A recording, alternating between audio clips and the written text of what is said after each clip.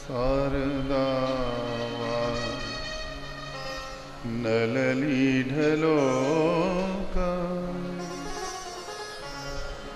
प्राणाय कारुण्य घना घनत्वम् प्राप्तस्य कल्याण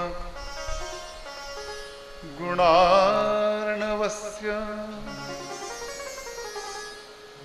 वंदे गुरु श्री चरणारविंदम्।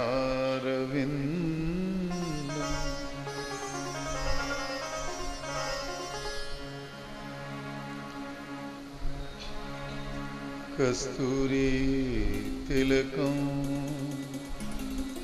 ललाट पटले वक्षस्थले कौस्तुभम् नासाग्रे वर मौक्तिकं करतले वेणुः करे कंकणम् सर्वांगे हरि चंदनं सुललितं कंठे च मुक्तावली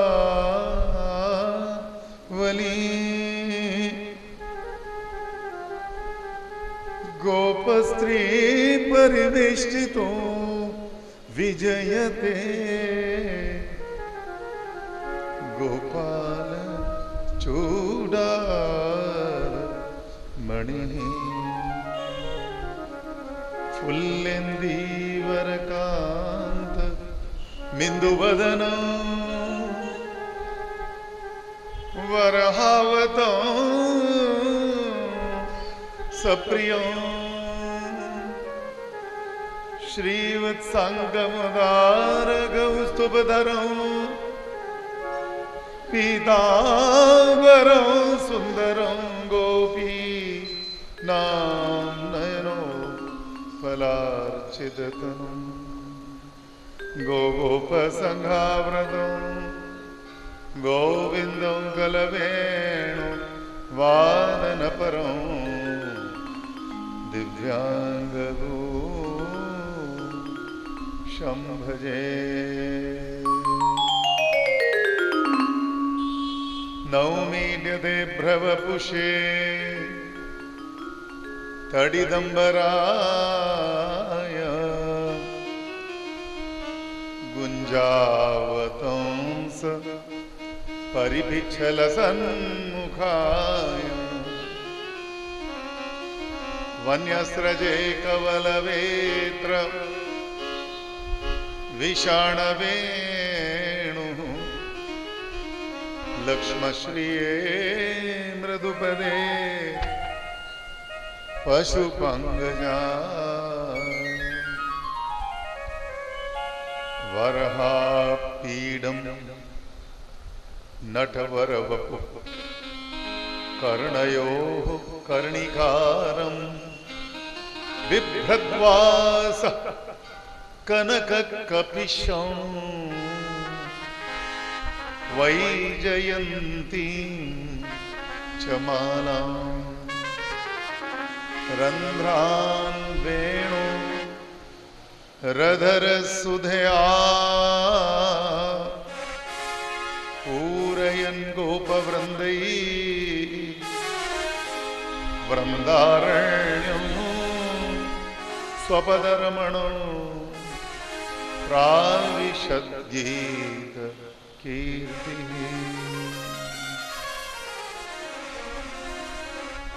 अनर्तिच्चरीं चिरात् करुणयावतीर्णः कलौ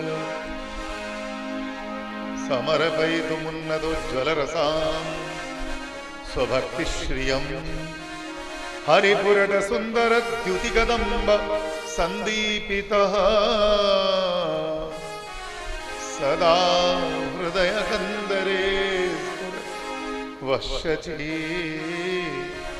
नन्दन।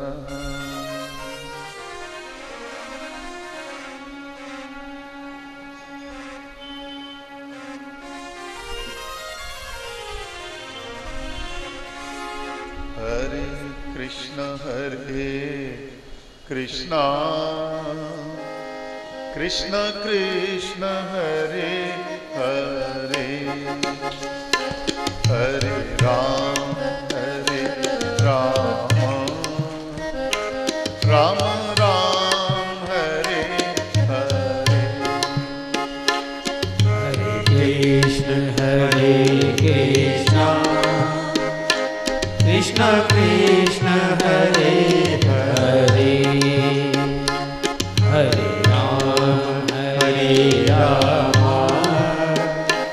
राम राम हरे हरे। हरे कृष्ण कृष्ण कृष्ण हरे हरे,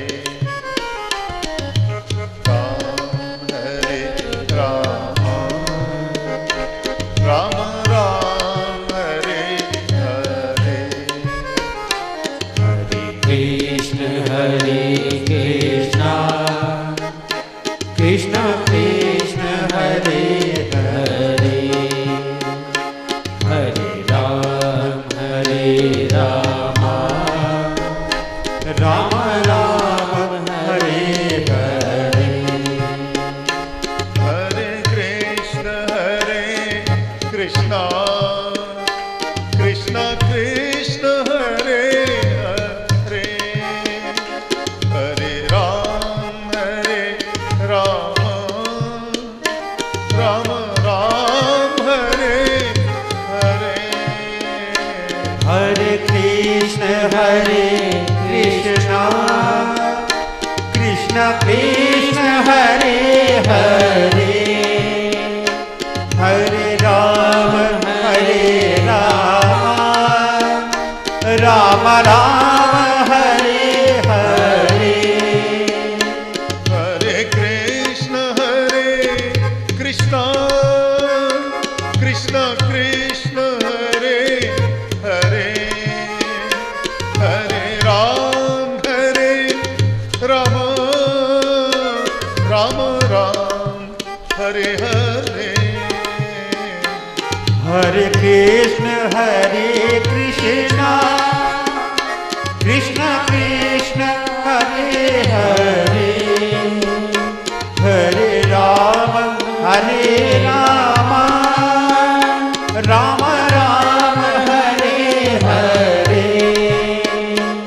हरे कृष्ण कृष्ण कृष्ण हरे हरे, हरे राम राम राम हरे हरे। हरे कृष्ण कृष्ण कृष्ण हरे हरे, हरे राम राम हरे हरे। हरे कृष्ण कृष्ण कृष्ण हरे हरे, हरे राम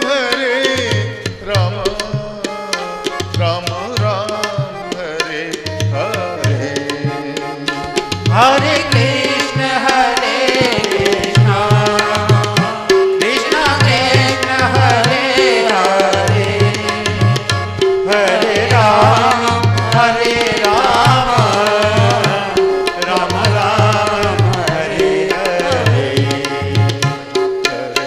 हरे कृष्ण कृष्ण कृष्ण हरे हरे, हरे राम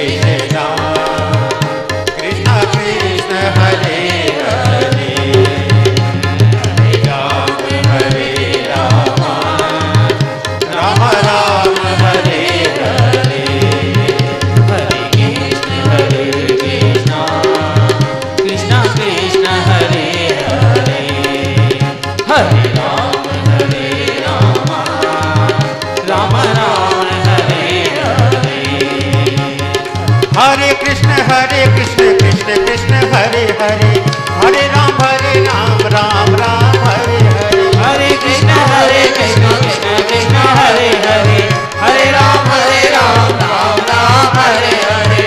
हरे कृष्ण कृष्ण कृष्ण हरे हरे, हरे राम राम राम हरे हरे।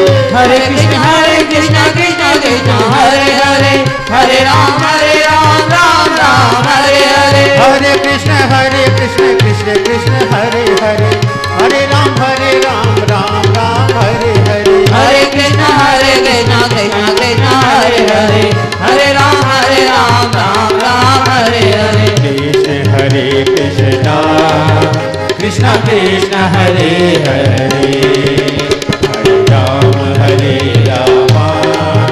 राम राम हरे हरे। हरे कृष्ण कृष्ण कृष्ण हरे हरे, हरे राम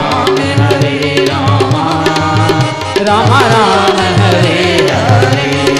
हरे हरे। हरे कृष्ण कृष्ण कृष्ण हरे हरे, हरे राम राम राम हरे हरे। हरे कृष्ण कृष्ण कृष्ण हरे हरे, हरे राम राम राम हरे हरे। हरे कृष्ण कृष्ण कृष्ण हरे हरे, हरे राम राम राम हरे हरे। हरे कृष्ण कृष्ण कृष्ण हरे हरे, हरे राम राम राम हरे हरे। हरे कृष्ण कृष्ण कृष्ण हरे हरे, हरे राम राम राम हरे हरे। हरे कृष्ण कृष्ण कृष्ण हरे हरे, हरे राम राम राम हरे हरे। कृष्ण कृष्ण कृष्ण हरे हरे, हरे राम राम राम हरे हरे। हरे कृष्ण कृष्ण कृष्ण कृष्ण हरे हरे, हरे राम राम राम हरे हरे। हरे कृष्ण कृष्ण कृष्ण हरे हरे, हरे राम राम राम हरे हरे। हरे कृष्ण कृष्ण कृष्ण हरे हरे, हरे राम राम राम हरे हरे। हरे कृष्ण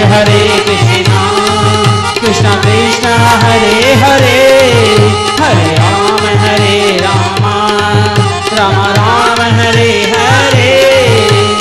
हरे कृष्ण कृष्ण कृष्ण हरे हरे, हरे राम राम हरे हरे। हरे कृष्ण कृष्ण कृष्ण हरे हरे, हरे राम राम हरे हरे। हरे कृष्ण कृष्ण कृष्ण हरे हरे, हरे राम राम हरे हरे। हरे कृष्ण कृष्ण कृष्ण हरे हरे, हरे राम राम हरे हरे। हरे कृष्ण कृष्ण कृष्ण हरे हरे, हरे राम राम हरे हरे। हरे कृष्ण कृष्ण कृष्ण हरे हरे, हरे राम राम हरे हरे। हरे कृष्ण कृष्ण कृष्ण हरे हरे, हरे राम राम हरे हरे। हरे कृष्ण हरे कृष्ण कृष्ण कृष्ण हरे हरे, हरे राम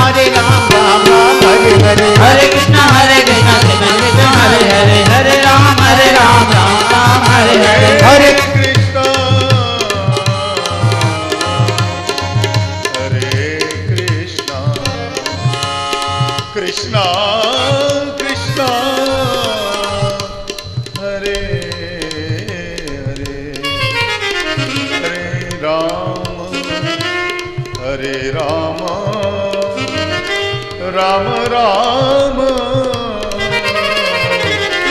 हरे।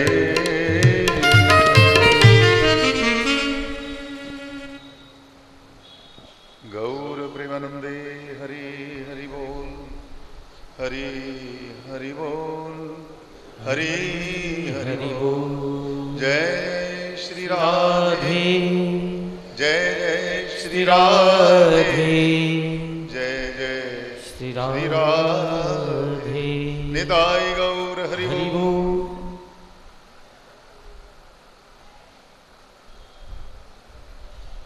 समस्त भक्तों के चरणों में मेरा प्रणाम स्वीकार।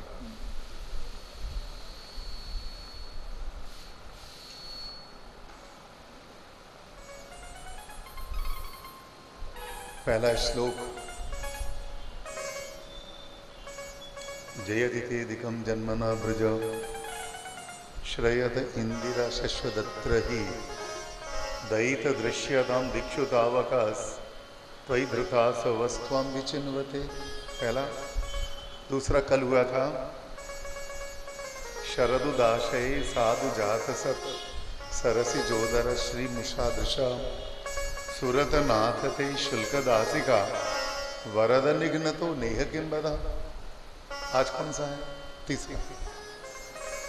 विष जलाप्ययाद व्याल राक्षसाद वर्ष मारुताद वैद्युतानलाद वृषमयात्मजाद विश्वतो भयाद ऋषभते वयम रक्षिता मुहु। आप देखेंगे 5 बार 6 बार इसमें पंचमी विभक्ति का प्रयोग हुआ है। पंचमी विभक्ति एक वचन 6 बार।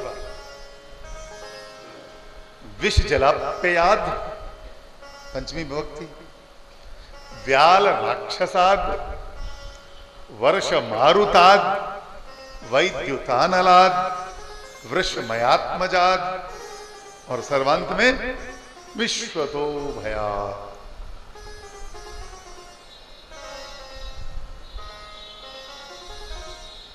कृष्ण कब याद आते हैं? जब मुसीबत आती है। तो मुसीबत कृष्ण की बड़ी बहन हुई कि नहीं?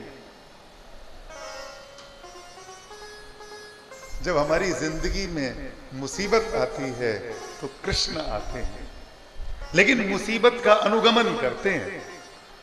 मुसीबत से पहले नहीं आते हैं, मुसीबत के बाद आते हैं। इसलिए मुसीबत का जन्म पहले होता है और भगवान कृष्ण का जन्म बाद में होता है। तो ठाकुर जी मुसीबत के छोटे भाई है कि नहीं? हुए कि नहीं?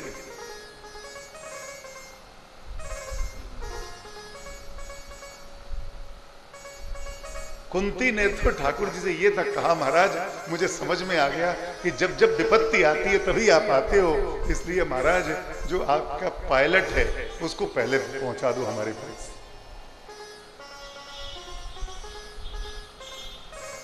आपका जो पूर्वगामी है हमें उसकी आवश्यकता है, क्योंकि हम जानते हैं कि पूर्वगामी जो है जब आ जाएगा तो अनुगामी भी आ जाएगा, और पूर्वगामी अनुगामी का कारण है। अनुगामी यदि कार्य है तो पूर्वगामी उसका कारण है। अब बताओ, संसार में यह कहा जाता है कि ईश्वरः परमः कृष्णः सच्चिदानंद विग्रह अनादिरादिर गोविंदः सर्व कारण कारणः।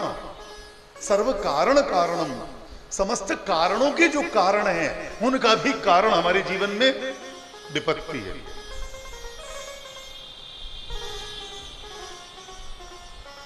मैं आपको सच बता रहा हूं, जब आपकी विपत्ति आती है तो आप लोग भजन ज्यादा करते हो, आपका भजन बढ़ जाता है। विपत्ति जब आती है,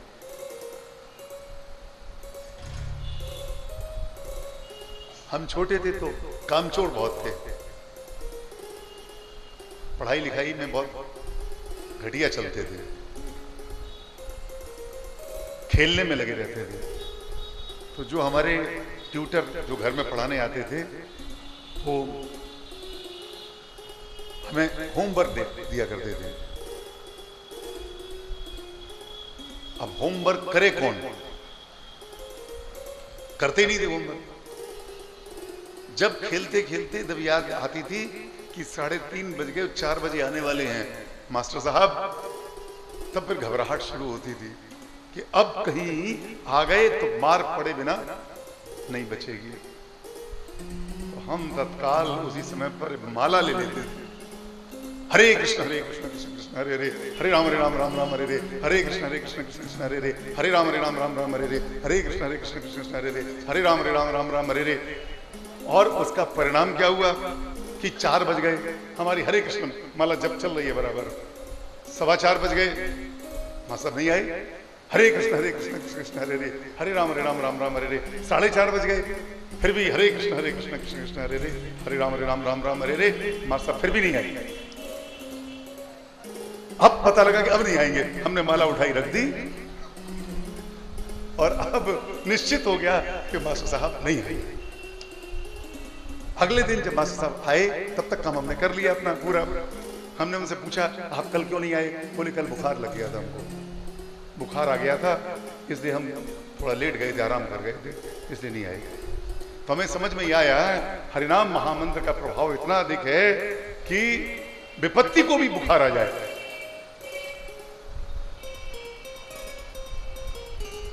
मेरी इस बात को आप अपने जीवन में कहीं आदर्श मत बना लेना।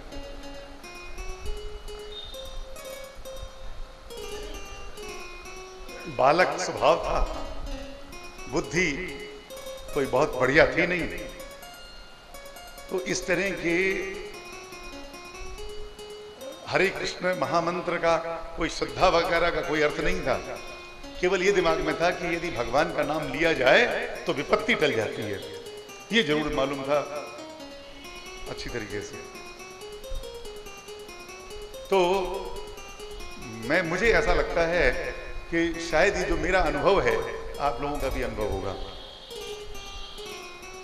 जब मुसीबत आती है, पता लगा इनकम टैक्स की रेट पड़ने वाली है, अब घर में जो स्त्रियां बैठ रहे हैं जिनको पता लग गया, सभी ने बहुत जल्दी ठाकुर जी की गई, कोई आरती कर रहा है, कोई भजन कर रहा है, कोई जप कर रहा है और कोई हाथ जोड़ के प्रार्थना कर रहा है, महाराज बचाओ बचाओ महाराज बचाओ, महाराज मुझे बचाओ।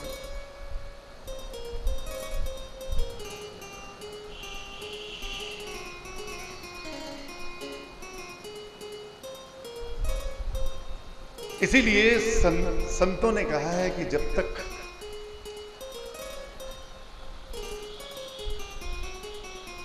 आपके जीवन में कष्ट नहीं आएगा, जब तक आपके जीवन में दुख नहीं आएगा, तब तक भगवत स्मृति नहीं होगी। और हरि स्मृति सर्व विपद विमोक्षण, हरि स्मृति ही सर्व विपद विमोक्षण।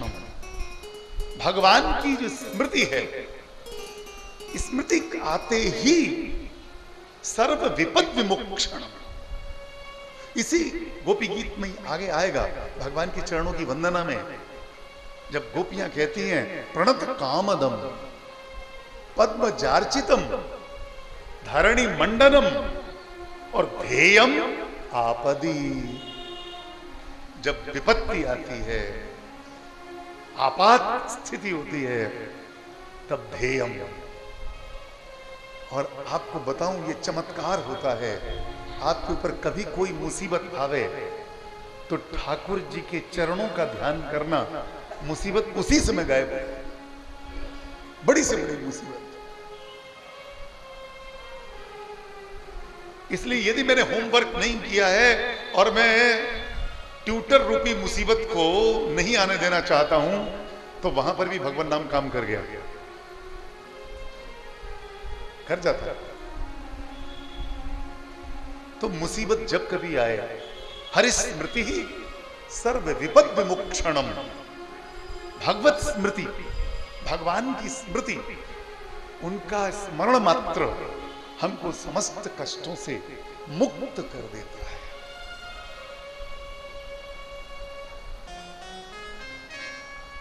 जो व्यक्ति भगवान नाम लेता है, मुच्यते सर्व किल विषाद। आपने देखा अजामिल का उदाहरण है, अजामिल ने तो माला भी नहीं जपी थी, अजामिल तो जानता भी नहीं था कि नारायण का मतलब क्या होता है।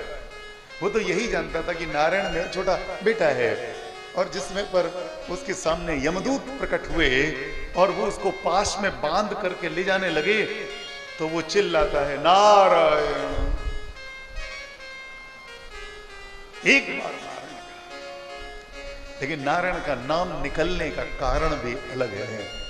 जब तक उसने बहुत लंबे समय तक नारायण नाम न लिया होता, तो मृत्यु के समय पर भी नारायण नाम का उच्चारण संभव नहीं था।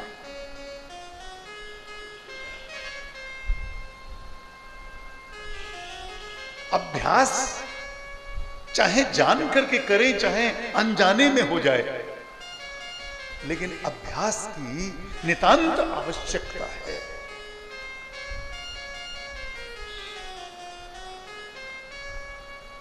अजामिल 88 वर्ष का है, स्वाभाविक है उसका बेटा कम से कम 18 साल का तो होगा ही होगा, 20 साल का होगा, जो सबसे छोटा बेटा है।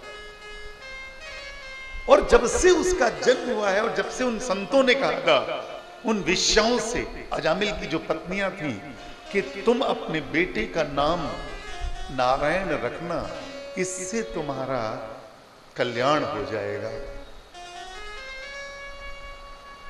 तो अजामिल को यह भी कोई आपत्ति नहीं थी कि ये जो मेरी पत्नियां हैं मेरे बेटे का नाम क्या रख रही हैं।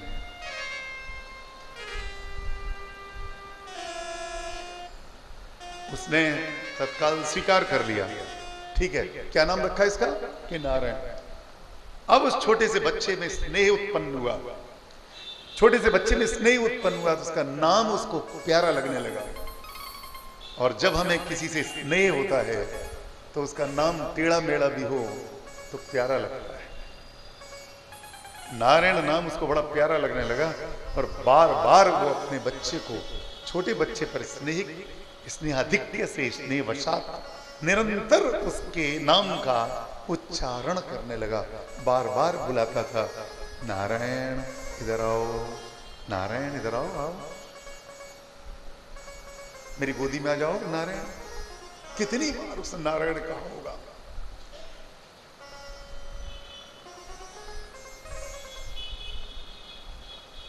और जितनी बार वो नारायण कहता था उतनी ही बार उसके पाप धुलते चले गए।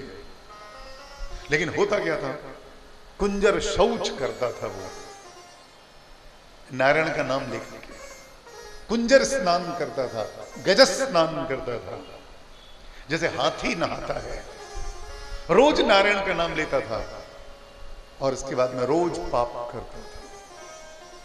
हाथी रोज नहाता है और इसके बाद नहाने के एकदम बाद अपनी सूंड में धूल भरता है और अपने शरीर पर छिड़क लेता है। हमारा जीवन भी कुछ इसी प्रकार का है।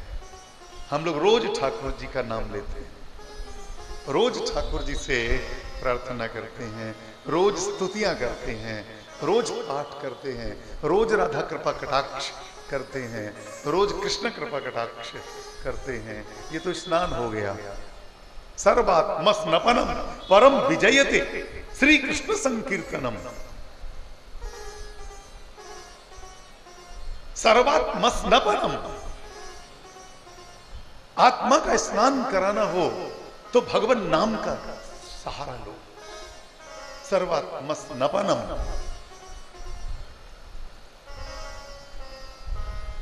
आत्मा नदी संयम पुण्य तीर्थ सत्योदका शील तटा दयोर्मी तत्राभिषेकम कुरु पांडुपुत्र नवारिणा शुद्धति चांतरात्मा।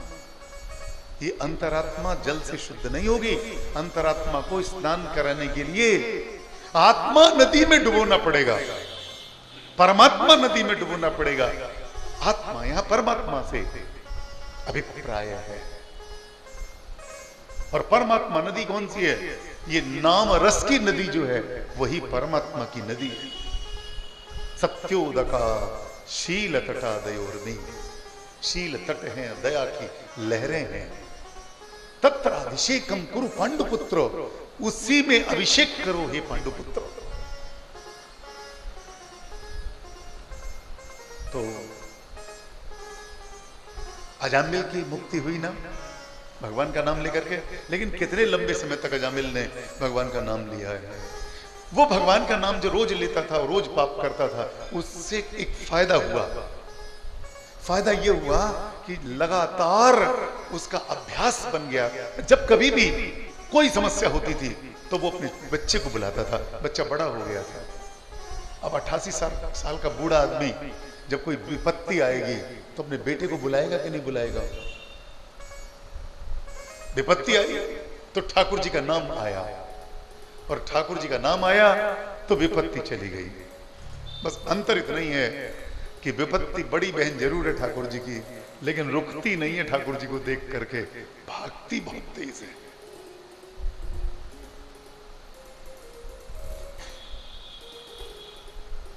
गोपियां 5 तो उदाहरण देती हैं, लीला ध्यान है ये। 5 उदाहरण लीलानुवाद, 3 माने 5 लीलाएं हैं इस एक छोटे से श्लोक में। 5 लीला। पहली लीला क्या है? विष जलाप्याद। अभी तो लक्षणा से चलिए, व्यंजनम बाद में। व्यंजनम मैंने आपको बताया था बात की चीज है, वो श्रोताओं की, पाठकों की चीज होती है। अभी तो जो ऑथर है वो क्या कहना चाहता है पहले तो उसकी सुन लें। तो गोपियां क्या कहना चाहती हैं पहले ये सुन लें, इसके बाद में हमें क्या जो समझ में आता है उस पर रखेंगे। तो विष जलाप्याद, विष जल अप्यय, 3 शब्द हैं इसमें। विष जल अप्यय। महाराज, जो भी पक्षी पशु कोई भी उस जल के संपर्क में आता था और वही डूब जाता था। कालीय देह का, कालीय हृदय का इतना भयंकर विषाक्त जल हो गया था, उस कालीय नाग के विष के कारण इतनी यमुना दूषित हो गई थी कि महाराज हम लोग तो प्राणों की पर बनाई थी, हमारे पशु नष्ट हो जाते थे, हमारे कोई लोग पानी नहीं पी पाते थे। लेकिन आप इसमें विचार कीजिए कि गोपियों ने यहां पर जिस उदाहरण को दिया है उस उदाहरण से गोपियों का प्रत्यक्ष संबंध नहीं है। अर्थात गोपियों ने कभी भी, कोई गोपी यमुना का जल पी करके मर गई हो और ठाकुर जी ने उसको जिला दिया हो तो ये कहा जा सकता है विष जलाप्याद, विष जल पीने से जो मृत्यु हो गई थी उसको ठाकुर जी ने दूर कर दिया। गायों ने पिया, गोपों ने पिया और वो मर गए। भगवान ने अपनी संजीवनी दृष्टि से उनको जागृत कर दिया, उनको जीवित कर दिया। लेकिन गोपियां क्यों कहती हैं विष जलाप्याद? आपने हमारी वयम रक्षितामहु, अंत में आइए कहती हैं वयम रक्षितामहु, वयम रक्षितामहु। यहां वयम शब्द बहुत महत्वपूर्ण है। गोपियां अभी तक वयम में विश्वास नहीं करती थी, अहम में विश्वास करती थी। अब गोपियों के मुख से वयम शब्द का प्रयोग होने लगा है। समवेतायु कृष्णम तदागमन कांक्षिता, समवेता जगु कृष्णम, समवेता जगु कृष्णम, समवेत होकर के इस गोपी गीत को गा रही हैं। इसलिए गोपी गीत में किसी एक स्त्री का कहा हुआ नहीं है, समस्त गोपियों के द्वारा समवेत स्वर में गाया जा रहा है। इसलिए वयम शब्द का प्रयोग किया गया। तो वयम रक्षिता मुहु, और मुहु का मतलब है बार बार। ये जो हमने आपको बताया है, पांच जो उदाहरण बताए हैं वो कोई सीमित उदाहरण नहीं है, अनंत उदाहरण है। कहां तक हम गिनाएं, कहां तक हम उसकी गणना करें, आपको सब मालूम है अच्छी तरीके से। महाराज, आपने हमारे विष जल कालीय देह से, कालीय के विषाक्त जल से हमारी रक्षा की है। ठीक है ना? लक्षणा में बिल्कुल साफ हो गया ना अर्थ। कालीय नाग प्रदूषण है और ठाकुर जी उस प्रदूषण को दूर करते हैं। और गोपियां इस बात का अपना साक्ष्य दे रही हैं कि ठाकुर जी ने हमारे इस यमुना के प्रदूषण को दूर किया था, विष जलाप्याद। दूसरा उन्होंने उदाहरण दिया है व्याल राक्षसा। ये उदाहरण भी लीला का है, लीलानुवाद है। व्याल अजगर, सर्प कोई, और कौन सा सर्प भगवान ने मारा था हम लोग जानते हैं, अघासुर को मारा था। अघासुर सर्प बन करके आया था और आकर के वृंदावन में विराजमान हो गया था। और ठाकुर जी ने उसको मार दिया। कैसे कि पहले तो ग्वाल बाल जितने भी थे उन्होंने जब अजगर के मुख को खुला हुआ देखा तो कृष्ण से बोले, अरे कन्हैया तो ये मालूम है एक बहुत बड़ी गुफा है यहाँ वृंदावन में, बस गुफा में हम लोग जा रहे हैं देखने के लिए, बाकी भीतर क्या है। ठाकुर जी कह रहे नैना गुफा मत जाइयो, गुफा में जाओगे फंस जाओगे, और मालूम ना है कौन मामे गुफा के भीतर जानवर हो वो तुम्हें पकड़ ले, मारे, नष्ट कर दे, या लिए तुम्हें आघात, तुम्हें कहीं पर गुफा वगैरह में नहीं जानो है। बालकों ने ठाकुर जी की सुनी अनसुनी कर दी।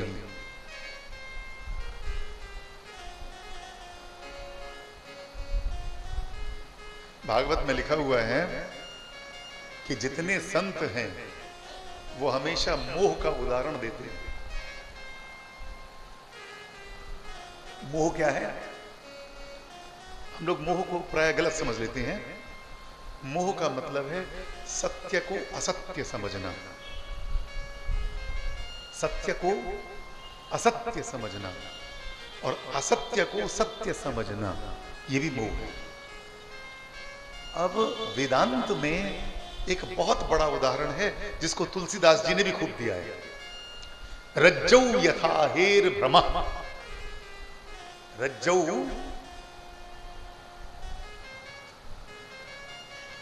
रस्सी में जैसे सर्प का भ्रम हो जाए,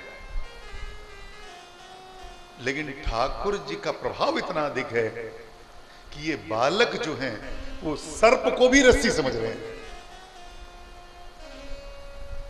सर्प को भी जड़ समझ रहे हैं, सर्प को भी एक गुफा मान करके और उसके भीतर प्रवेश कर रहे हैं। इन्हें सर्प से भी डर नहीं लगता है, लोगों को रस्सी में सर्प दिखाई देने लगता है।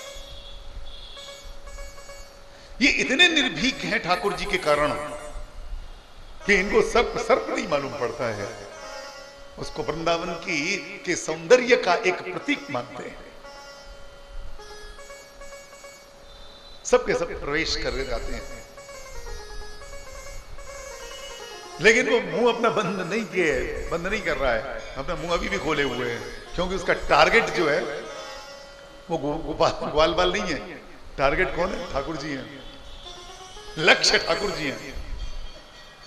इसलिए सब जितने भी भीतर आ गए हैं ग्वाल बाल, उनको तो निगल लिया ही है उसने, लेकिन अब प्रतीक्षा कर रहा है कि अब कृष्ण जरूर आएगा, क्योंकि कृष्ण का जो सबसे बड़ा लोभ है या सबसे बड़ा जो उसकी पकड़ है वो उसके भक्तगण है।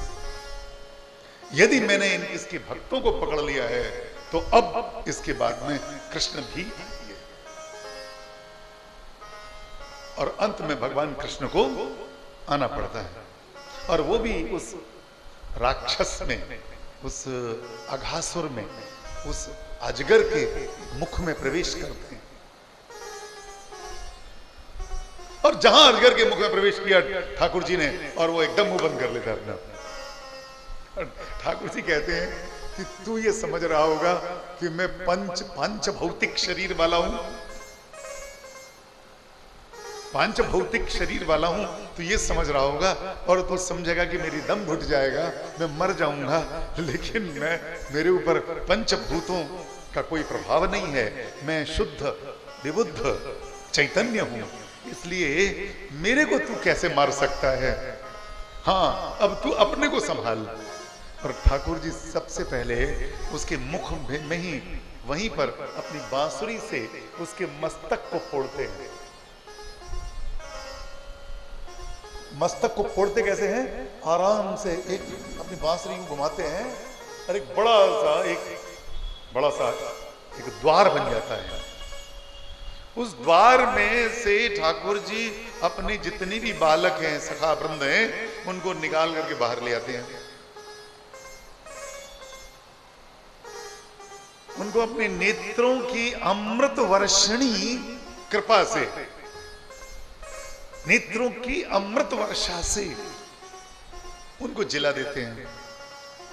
और गोपियां क्या कहती हैं, नेह किम बदह, आप नेत्रों से मार देते हो। तो गोपियां कहती हैं हमें तो मार दिया और बालकों को जिलाते रहते हो।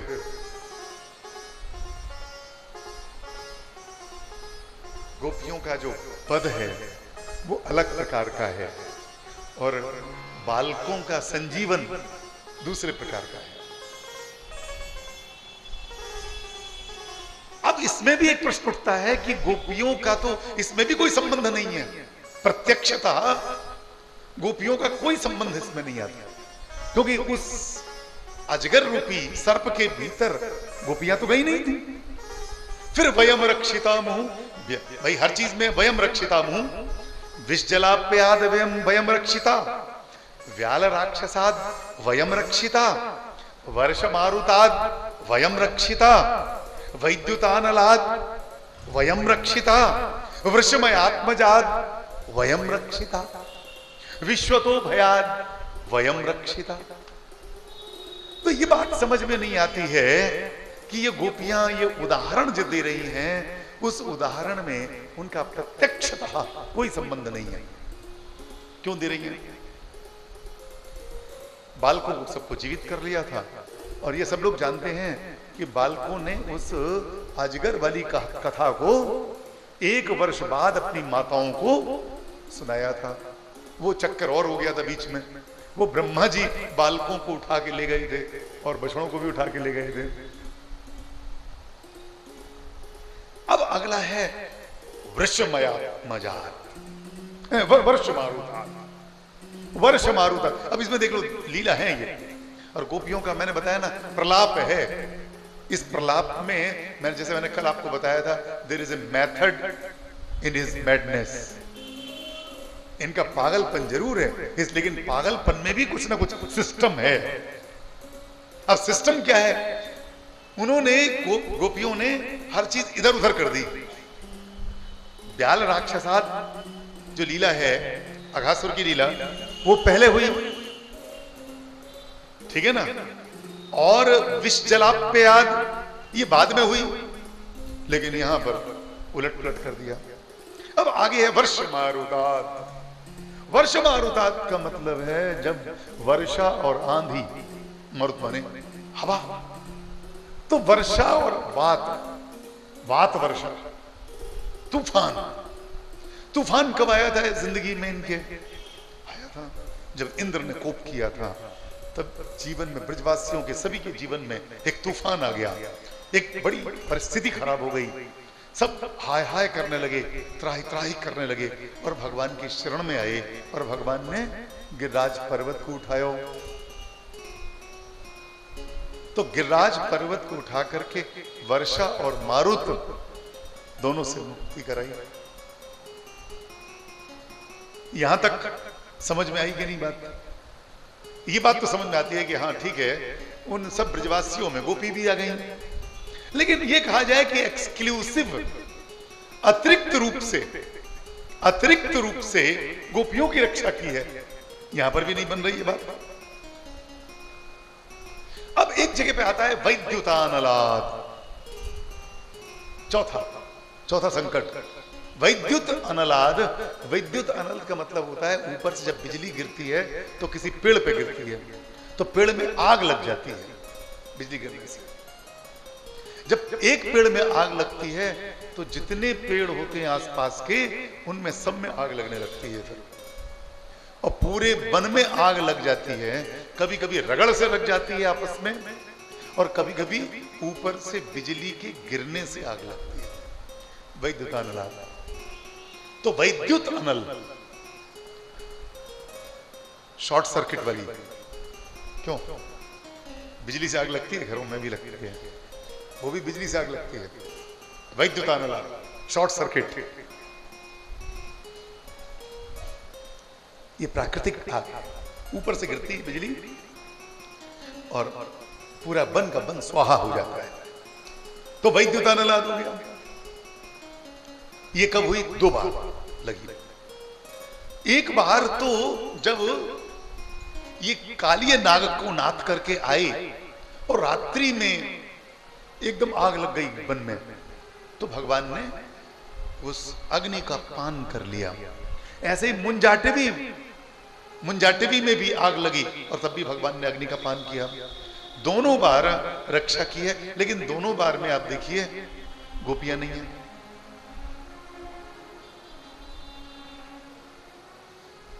कालिय नाग के समय पर तो हो सकता है गोपियां हों वहां पर, लेकिन मुंजाटिवी में तो केवल ग्वाल बाल थे मूंज के वन में।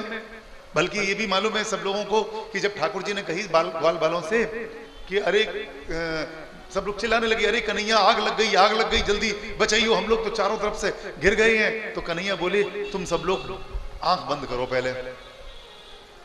तो सबने आंख बंद कर ली। नहीं, अब हमें से एक चतुर बालक को मैंने आंख बंद तो करी, थोड़ी सी देख तो रहे हो, बाने सब देखी कि ये तो कृष्ण जो है यानी सबरी आग पी ली नहीं खुद। शंकर जी विषपान करते हैं और ठाकुर जी अग्निपान करते हैं। ठाकुर जी अग्निपाई हैं और हमारे शंकर जी विषपाई हैं। तो वैद्युत आनलाल, वैद्युत से रक्षा करी। वृषमयात्मजात, अब वृषमय या वृषमयात्मजात, जो वृषासुर था, मयात्मज, अब मयात्मज से मायात्मज हो गया। माया का पुत्र माने दानव, और वृष रूप धारण करके जो दानव आया था अर्थात अरिष्टासुर। तो अरिष्टासुर की कथा भी सब लोग जानते हैं। कंस का भेजा हुआ आया था और भगवान ने याकू भी मारो अरिष्टासुर को। जब अरिष्टासुर मर गया तब ये राधा रानी के पास आए। राधा कुंड की बात है ये, जो राधा कुंड जगह है ना वृंदावन में, गोवर्धन में। तो राधा कुंड में आप जाओ तो वहीं एक ऊंची पहाड़ी पे, अब तो वो घनी बस्ती हो गई है, लेकिन गली में जाओगे तो ऊंचो चढ़ना पड़ेगा, बहुत ऊंचो। तो एक पहाड़ी सी थी, उस पर राधा रानी बैठी हुई थी ऊपर शांति से किसी वृक्षों के संकुल में। तो ठाकुर जी दौड़ते हुए गए ये सोच करके कि राधा रानी बड़ी प्रसन्न होंगी जब पता लगेगा कि मैंने एक असुर को मार दिया। वहां पहुंच करके उल्टो भयो। भाई राधा रानी तो बड़ी भोली भाली हैं, उन्हें तो कुछ समझ में नहीं आया, उन्हें तो प्रेम के अतिरिक्त और कोई भाषा समझ में नहीं आती है। लेकिन गोपियां बड़ी चतुर हैं और गोपियां राधा रानी को कुछ ना कुछ उल्टा सीधा समझाती रहती हैं। राधा रानी को क्या समझाया कि देखो स्वामिनी जी कन्हैया आ रहे हैं और या समय कन्हैया गौ हत्या करके आ रहे हैं, और जिसने गौ हत्या करी हो बाको मुख देखनो भी शास्त्र में वर्जित है। ये लिए स्वामिनी जी हमारी इच्छा तो ये है कि आप उनको मुख मत देखो, नहीं तो सब पाप आपके ऊपर आ जाएगा। बोली क्या करूं फिर मैं? कहीं आप पीठ करके बैठ जाओ मौक इधर कर, तो फिर तुम क्या करोगी कि हम सब निपट लेंगे इनसे, कृष्ण से। अब बताओ राधा रानी से तो कह रही है मोहम्मद देखो, और तुम जो बात करोगी ठाकुर जी से तो तुम्हारे ऊपर न लगेगा ब्रह्म मानी गौ हत्या को पाप। राधा रानी को तो मना कर दी नहीं। अब राधा रानी तो बेचारी मुंह घुमाए करके बैठ गई। ठाकुर जी आए, राधा रानी मुंह घुमाए बैठी हुई हैं, बड़ी दुखी भई। गोपिन से पूछी हमारी राधा रानी, हमारी राधिका प्रियतमा मुझसे क्या क्रुद्ध हैं, मुझसे नाराज हैं क्या, मुझसे अप्रसन्न हैं क्या, किसी बात पर कोई मुझसे अपराध हो गया है क्या? तो गोपी बोली हाँ महाराज बहुत बड़ा अपराध भयो है। कौन सा अपराध? कि अभी अभी आप एक गौ हत्या करके आए हो। बोले गौ हत्या? मैंने कौन सी गौ हत्या करी? कि अभी आपने अरिष्टासुर को मारो ना, तो अरिष्टासुर के मारने से गौ हत्या कहां से हो गई? बोले वो बैल का रूप धारण करके आया हो, और बैल का रूप धारण करने के कारण भाई गौ, गाय बैल दोनों को गौ कहा जाता है, चाहे बछड़ा हो, चाहे बछिया हो, चाहे गाय हो, चाहे बैल हो, सबको गो कहा जाता है संस्कृत में। तो गो बध, चाहे गाय को मारो चाहे बैल को मारो, बात वही है। तो उन्होंने कहा कि ठीक है, वो तो रूप धारण करके आया हो, कोई गौ थोड़ा ही हो, बैल थोड़ा ही हो। बोले महाराज अब जो कुछ समझो, कहें कि चून को भी बनी भई गैया हो या बैल होए और बाकू भी कोई काट दे, तो बाकू गौ हत्या को फल प्राप्त हो। ठाकुर जी बड़े चक्कर में पड़ गए कि ये तो इनने हमारी बड़ी मुसीबत कर दी नहीं है। बोले कोई बात नहीं, अच्छा ये बताओ, हर पाप का प्रायश्चित्त हो गए, चलो हमने मान ली नहीं गौ हत्या करी हमने, कोई प्रायश्चित्त है क्या को? बोले हाँ एक प्रायश्चित्त है, आप पूरे भारतवर्ष के जितने तीर्थ हैं सब में स्नान करके आओ। अब ठाकुर जी चक्कर में पड़ गए कि भाई स्नान करके, वैसे तो चमत्कारिक दृष्टि से चाहूं तो मैं भी एक क्षण में सब जगह होके आ जाऊंगा, लेकिन मुझे तो मानव लीला करनी है, इसलिए ये बात संभव नहीं है कि एक वर्ष तो कम से कम लगी जाएगा पूरे भारतवर्ष की परिक्रमा करने में। बोले ऐसा करें, एक काम कर सके हम कि यदि सभी तीर्थ हम यहां बुलाए लें तो भी बात वही पड़ेगी, भारतवर्ष के सब तीर्थन के पास जाओ, उसके बजाय यदि मैं सब तीर्थन को आदेश दे दूं तो सब तीर्थ यहां आ जाएंगे।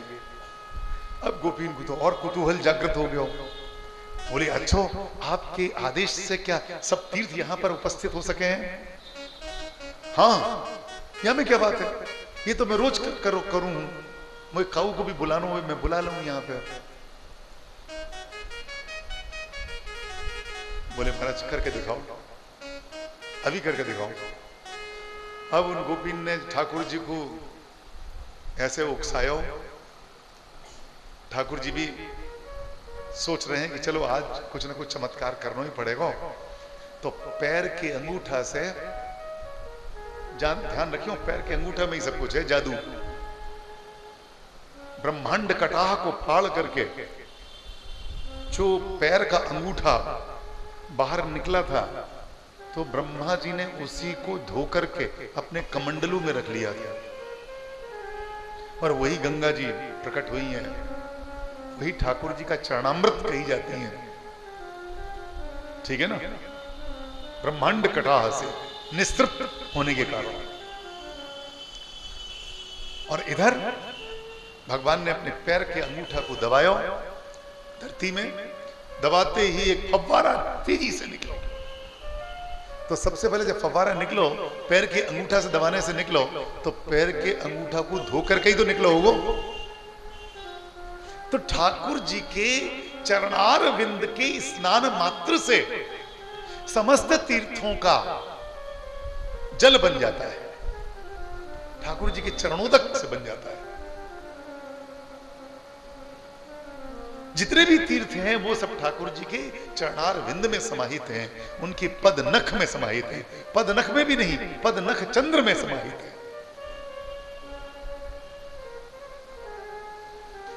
तो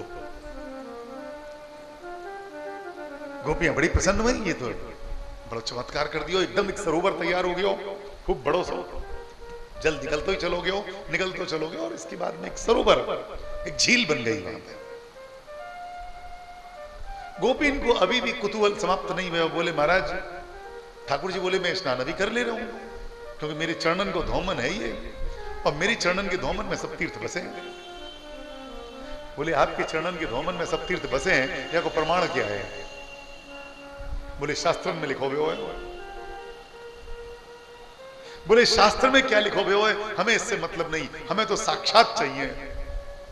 बोले साक्षात चाहिए तो क्या करूं बताओ? सब तीर्थन से कहो प्रकट होके दिखा मैं, ये जल में से ठाकुर जी ने कहा भाई जितने भी तीर्थ हैं यहाँ पर भारतवर्ष के सभी प्रकट हो जाओ। अब सब प्रकट हो गए, एकदम बाहर निकल आया, सब हाथ जोड़ करके ठाकुर जी के सामने नतमस्तक खड़े हुए हैं। बोलो महाराज क्या आज्ञा है? बोले बस यही दिखाना हो इनको कि आप लोग यहाँ पर हो, इस जल में रहते हो। बोले ठीक है महाराज, जाएं कि हाँ जाओ। फिर जल में चले गए वो सब। अब ठाकुर जी ने तो जल झट से स्नान किया और स्नान करके बाहर आ गए। बोले अब देखो गौ हत्या खत्म हो गई ना मेरी, अब तो कोई बात नहीं है। अब अपनी स्वामी जी से कहो कम से कम मेरी तरफ अपना मोहड़ो तो कर लें। तब स्वामिनी जी भी घूम करके और ठाकुर जी की तरफ देखने लगी और हंसने लगी, खिलखिलाने लगी। ठाकुर जी भी बड़े प्रसन्न और स्वामिनी जी भी बड़े प्रसन्न। लेकिन गोपीन ने अभी भी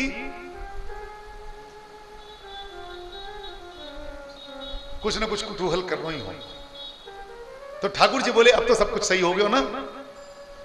राधा रानी से बोली गोपी, महारानी स्वामी जी,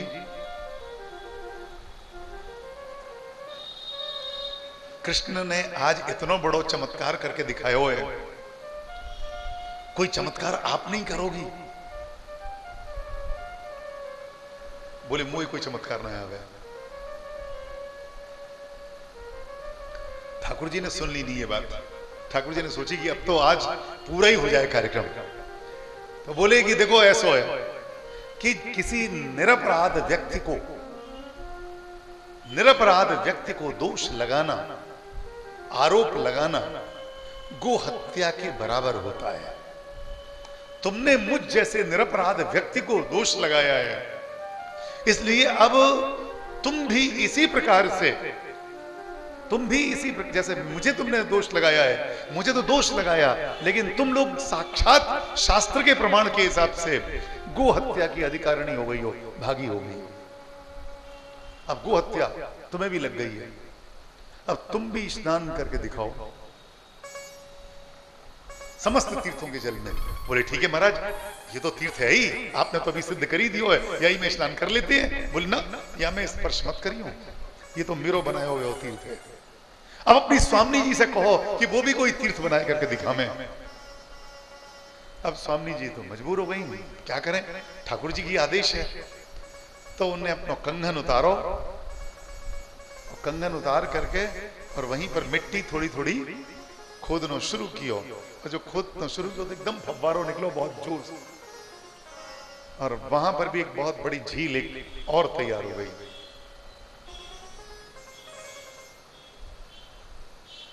गोपी बोली महाराज देखो, आप बड़े अपने को अभिमान कर रहे हैं, हमारी स्वामी जी कम नहीं है आपसे, 21 बैठेंगी। देखो ये उनका कुंड बन गया। आज भी राधा कुंड को कंकण कुंड कहते हैं, कंकण कुंड। राधा कुंड की अभी सफाई हुई थी 2 साल पहले, तो हाँ उसमें खाली जब हो गया था वो बिल्कुल, तो नीचे एक छोटा सा कुंड और है भीतर, जो साक्षात राधा रानी के ही कंगन से बना था। वो निकला था, मैंने हम लोगों ने दर्शन किए थे, आप लोगों में भी कुछ लोग थे हमारे साथ, तो दर्शन किए। उसमें से मिट्टी निकाल के भी लाए थे। वो कभी नहीं दिखाई नहीं देता, पानी ऊपर से भरा रहता है, तो राधा कुंड तो दिखाई देता है, भीतर जो कंकण कुंड है, कंकण कुंड, वो नहीं दिखाई देता। तो ठाकुर जी बोले कि ठीक है, स्नान तो तब करो जब हमें तीर्थ हो में, जब तीर्थ ही नहीं है तो स्नान करने से क्या होगा, ऐसा तो जमीन में सब जगह पानी रहे। और तुम्हारी स्वामी जी ने यदि खोद दियो है और हमें पानी निकल आयो, तो हमें कौन सा चमत्कार है, कोई भी खोद के पानी निकाल सके, हमें कौन सा चमत्कार। जब तीर्थ सब प्रकट हो जाएं तब यज्ञ में चमत्कार मानूंगा। अब सब जितनी गोपी सब राधा रानी से कह रही हैं आप कहो ना, आप कहो ना सब तीर्थ प्रकट हो जाएं। राधा रानी को मालूम है कि तीर्थ है ही नहीं मैं भीतर। बोले नहीं, संभव नहीं है, नहीं कह सकते। राधा रानी की आंखों से 2 अश्रुपात हुए, 2 आंसू गिरे। ठाकुर जी को बड़ा दुख लगा। ठाकुर जी ने तत्काल आदेश दिया सब तीर्थों को कि चलो तुम लोग सब इधर। कैसे किया? अपनी बांसुरी लेकर के, और राधा कुंड और कृष्ण कुंड के बीच में एक जगह थी, गैप था, अंतराल था, उसको उन्होंने अपनी बांसुरी से एक नाली बनाई, और जितना भी कृष्ण कुंड का जल था वो राधा कुंड में चला गया, और जो राधा कुंड का जल था वो कृष्ण कुंड में चला गया। और इसके बाद में ठाकुर जी ने राधा रानी से कहा कि स्वामिनी जी आप आदेश दो ना, अभी तो वो सब प्रकट होते हैं, रोने की क्या जरूरत है। स्वामिनी जी ने जो आदेश दिया कि यदि मेरे स्वामी के द्वारा कही हुई बात सत्य हो तो सभी तीर्थों के स्वरूप सब प्रकट हो जाओ। ये सभी तीर्थ सब प्रकट हो गए, बोले हम यहां पर विद्यमान है। इसके बाद में स्वामी जी ने और 8 सखियों ने सबने उसमें स्नान किया, और स्नान करके निकल के आई। और ये चमत्कार जो हुआ है, गोपियों ने किया था चमत्कार, गोपियों ने किया था परिहास, ठाकुर जी से हास्य विनोद, और उसका फल हम लोगों को मिला कि नहीं? अब हम लोगों के लिए राधा कुंड भी है और कृष्ण कुंड भी है, और भगवान ने पद्म पुराण में है, भगवान के शब्द आते हैं कि जिस तरह से मेरे लिए राधा रानी है, उसी प्रकार से मेरे लिए ये राधा कुंड है। राधा कुंड में और राधा रानी में कोई अंतर नहीं है। कोई व्यक्ति जिसके ऊपर राधा रानी की साक्षात कृपा होगी वही इसमें स्नान करने का अधिकारी बनेगा, उसी के ऊपर कृपा आएगी। तो मां की गोद को प्राप्त करना हो तो राधा कुंड में जाकर के स्नान करो।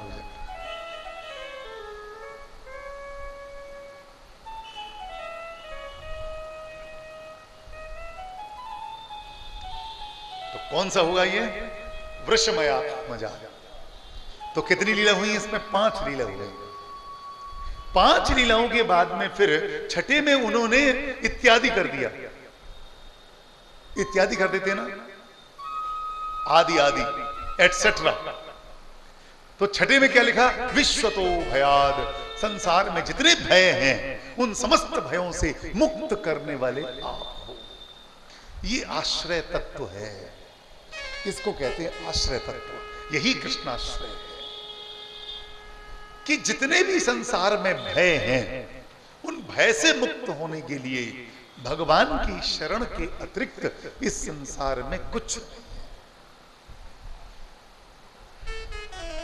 कोई भी संसार में किसी के ऊपर भी विपत्ति आई, चाहे वो कुंती के ऊपर विपत्ति आई, चाहे द्रौपदी के ऊपर विपत्ति आई, चाहे गजराज के ऊपर विपत्ति आई, जितने भी विपत्ति के मारे हुए थे सबको एक शरण में पहुंचना पड़ा, और वो थी ठाकुर जी की शरण। सर्वधर्मान परित्यज्य मामेकम शरणं व्रज अहम त्वा सर्व पापेभ्यो मोक्षयिष्यामि मा शुचः। ये शरणागत तत्व है, शरणागति है। ठाकुर जी के चरणारविंद को प्राप्त कर लेने के बाद में फिर कोई भय शेष नहीं रहता। विश्वतो भयात्। विश्वतो भयात् का मतलब 2 अर्थ हो गए। विश्व संस्कृत में सर्व को कहते हैं, अखिल को कहते हैं, समस्त को कहते हैं। समस्त भयों से रक्षा करने वाले भगवान श्री कृष्ण हैं। जब कभी भी आपके ऊपर कोई भय उत्पन्न हो तो आप भगवान का स्मरण करो।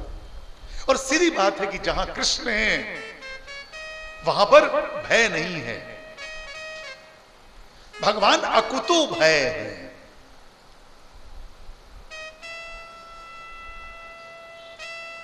अकुतो भय।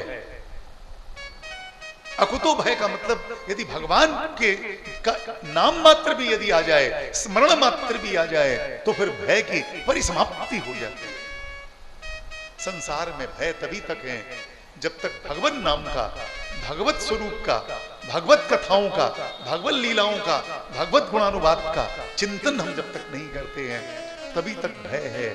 पर जब ठाकुर जी का चिंतन हो जाता है तो फिर आराम से मस्ती से रहिए, फिर तो कोई करने की, कोई चिंता करने की बात नहीं। भय करना नास्तिकता है। जो नास्तिक होता है वो भयभीत होता है, जो नास्तिक होता है वो चिंता करता है, और जो भक्त है वो चिंता नहीं करता, भयभीत नहीं होता है। आप निश्चित मानिएगा, आप अपने थर्मोमीटर को लगा के देखिए कि आपकी भक्ति कितनी है। जितना भय है आपके भीतर, जितनी मात्रा में, जितने अंश में, आप उतने ही ठाकुर जी से दूर हैं। टटोल के देखिए। और इसीलिए देवता सब भयभीत रहते हैं, ब्रह्मा जी भयभीत रहते हैं। जिस समय पर नृसिंह अवतार होता है, भगवान नृसिंह स्वरूप को देख करके ब्रह्मा जी की हिम्मत नहीं पड़ी कि भगवान से कुछ वार्तालाप भी कर सकें, स्तुति करने तक की हिम्मत नहीं है। दूर से खड़े होकर के स्तुति कर रहे हैं। लक्ष्मी जी से प्रार्थना की कि महारानी आपके ये पतिदेव हैं, आप उनकी अर्धांगिनी हैं, आप उनके हृदय में निवास करने वाली हैं, आप इनके चरण सेवा करने वाली हैं, आप जाकर के इनके समक्ष उस इनके क्रोध को दूर तो कर दीजिए। लक्ष्मी जी ने तो ये तक कह दिया कि मैं इनको जानती नहीं है कौन है।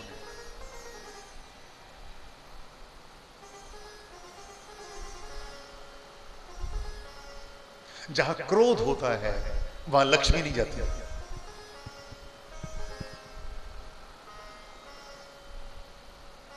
क्रोध दारिद्र्य का कारण है। जिसके घर में क्रोध होगा उसके घर में लक्ष्मी का नाश होगा। क्रोध लक्ष्मी का नाशक है। लक्ष्मी भयभीत होकर के वहां से चली जाती है। जिसके घर में लड़ाई होती है, झगड़ा होता है, क्रोध होता है, क्रोध से लक्ष्मी का नाश हो, लक्ष्मी दूर होती है।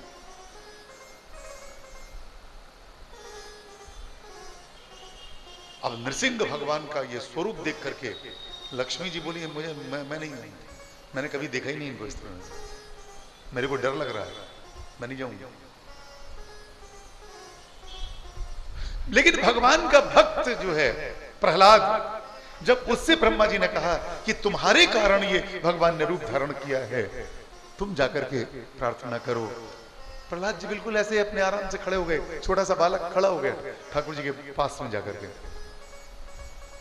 और एक ही बात कही, महाराज मुझे आपके इस विकराल रूप को देख करके डर नहीं लग रहा है, मैं भयभीत नहीं हूं, ना हम विभेदी।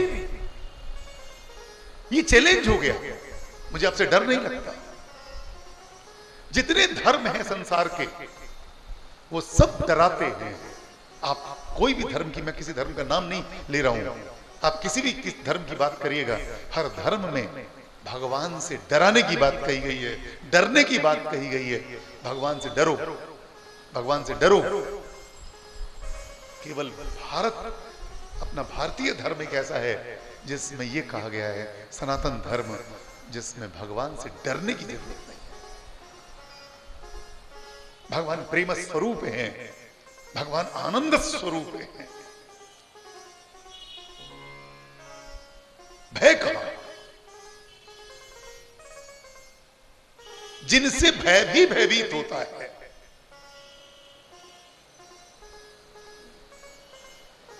यद बिभेति स्वयं भयम, यद बिभेति स्वयं भयम, भय को भी जिनसे डर लगता है।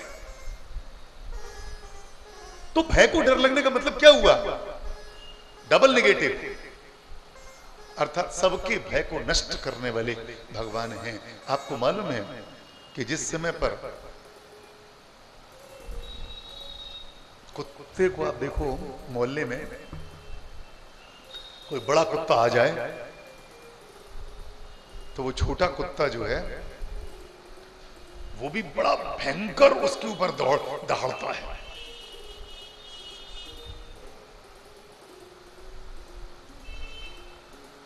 कहते मोहल्ले का कुत्ता भी शेर होता है। कहते ना, छोटा सा कुत्ता भी उस पर दौड़ता है बुरी तरह।